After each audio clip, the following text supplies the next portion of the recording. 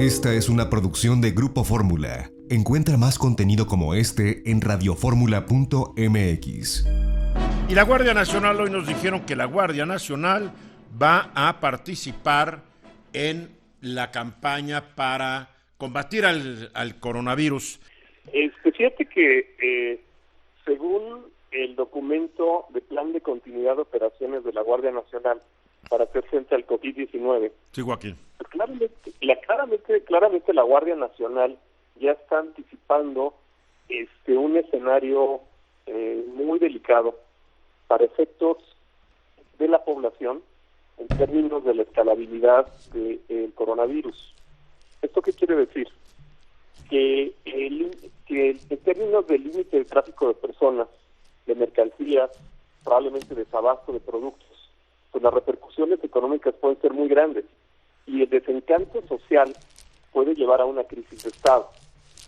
Entonces, la Guardia Nacional está ya empezando a trabajar en dos bloques que establecen las líneas de acción para disminuir el riesgo, en donde primero, cómo lograr que los propios elementos de la Guardia Nacional no se contagien y puedan garantizar lo que se llama la gobernabilidad del país, pues para efectos de disminuir lo que pudieran ser robos, manifestaciones y en todo caso contener saqueos.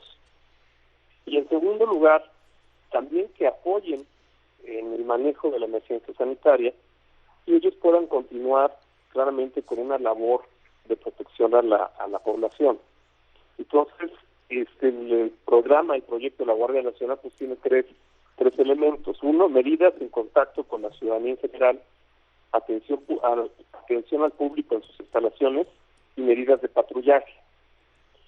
Entonces, es muy interesante cómo un cuerpo civil, que en este caso no es ni el ejército ni la marina, están entendiendo que el problema social derivado de la emergencia, además de la gran desinformación que hay, el miedo, en muchas ocasiones el terror que podemos vivir como sociedad, pues tienen que ser contenidos dentro de una estructura de gobernabilidad, que de otra manera, si esto se desborda, pues además del coronavirus y el problema de infraestructura al que tú te referías hace un momento, pues vamos a tener también un problema social muy grave, porque la percepción de riesgo se está empezando a disparar y muchas personas no están criticando al gobierno del presidente López Obrador de no estar actuando a tiempo y existe la percepción de que se está actuando tarde.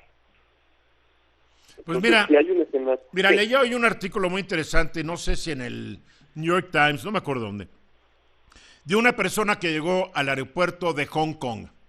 Y en Hong Kong le tomaron la fiebre, los aislaron, los llevaron a un lugar, etcétera, etcétera.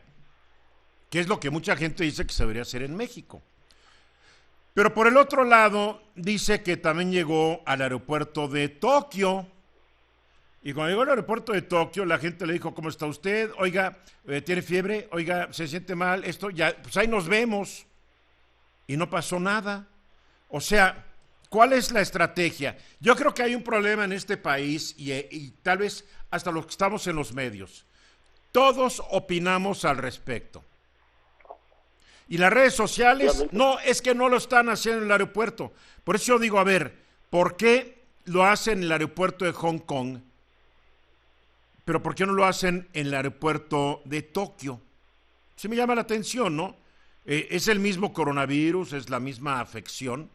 Sin embargo, cada quien lo está manejando de diferente manera.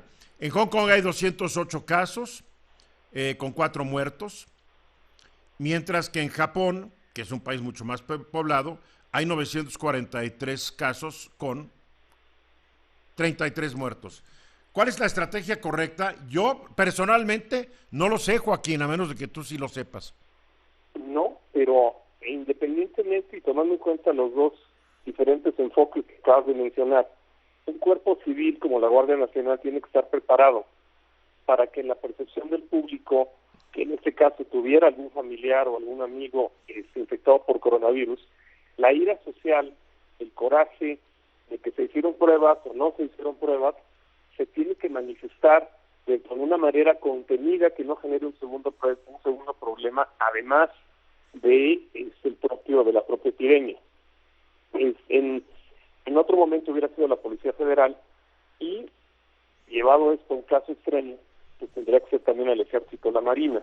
Entonces aquí los cuerpos civiles de protección, como la Guardia Nacional, juegan un papel muy importante, porque nos ayudan primero a mantener el orden dentro de una situación claramente difusa y en muchos casos de alto riesgo. Y en segundo lugar, si se diera el caso de una confrontación o algún choque contra manifestantes o contra personas inconformes, pues también se tiene que dar dentro de una estructura en donde no violentes más a la población que ya... Ay, Joaquín, por favor, ¿dónde? ¿En qué país vives? En este país los manifestantes actúan como si estuvieran en la sala de su casa. Ahora resulta, si en este país te bloquean una carretera no pasa nada, te toman una calle no pasa nada. No, ¿qué pasó, Joaquín? Pero aquí estamos ya ante un escenario en donde no importa el partido político, el virus arrasa con todos. Sí, entonces, pero es legítima y por lo tanto el agravio es mucho más violento que una marcha controlada o contenida por algún grupo. Pero no, en México las marchas no las contiene nadie. No, pero a ver, Guillermo Hernández, ¿qué opinas al respecto, mi querido Guillermo? Bueno, la realidad es que aquí realmente las reglas son más o menos opcionales, ¿no? Ojalá que sí pueda haber un tema de orden, porque si esto sigue unas semanas más, el tema económico va a empezar a calar en un segmento de la población. Perdón, el tema económico ya está golpeando. Pero se va a hacer más evidente todavía. Correcto. Y entonces podemos enfrentarnos a un tema de saqueos o de alguna manifestación de la gente que ha sido más vulnerable, no en el tema de salud, sino cómo le pega porque no tiene trabajo. No a todo mundo lo van a permitir irse a trabajar a su casa con goce de sueldo o cosas por el estilo. Yo aquí que siento, a ver, aquí estamos hablando de una sociedad inconforme. Yo aquí siento que el gobierno no ha transmitido un mensaje pidiéndonos a todos unidad, que arriba de cualquier diferendo político, de cualquier ideología, antes que nada todos debemos cuidarnos mutuamente. Las conferencias de prensa sigue siendo fustigar a los conservadores, a los reaccionarios, a los enemigos del señor presidente. O sea, se necesita un lenguaje que un populista capaz de que no lo puede dar porque el señor Trump sigue igual también que los demócratas, etcétera, etcétera. Pero yo creo que para evitar lo que está diciendo Joaquín, que se alvistará a la gente, movimientos sociales, lo que estás tú diciendo, Guillermo, hay que empezar a apelar a la unidad nacional, ¿no creen? Totalmente de acuerdo. Yo puedo apelar a la unidad nacional, pero yo no soy el presidente de México. Sería un momento de cerrar filas si los mensajes estuvieran puestos en la mesa y si los mensajes tuvieran la congruencia que nos hiciera que nos sumáramos todo como un país en contra de este nuevo enemigo que se acaba de presentar. Pero no los he escuchado, mi estimado Eduardo. Yo tampoco. Los mensajes son totalmente contrarios. Entonces, bueno, ¿qué queda más en nosotros? A ver, Joaquín, para concluir, Joaquín. Para concluir, la Guardia Nacional ahorita tiene una responsabilidad de garantizar un entorno seguro, control, contención, ataque y atención. Es decir, independientemente de la afiliación política, origen o no, una manifestación violenta o que vaya en contra de la civilidad, ¿no? Pues debe estar la Guardia Nacional garantizando la gobernabilidad de alguna forma o de otra. Muy bien. Oye, van a tener que sanitizar sus escudos, ¿verdad? Bueno, y los toletes, y los toletes y todo eso. ¿no? Esperemos que nada de eso ocurra, esperemos que la cosa se calma. Y señor presidente, apele a la unidad, no le cuesta nada. Mensajes.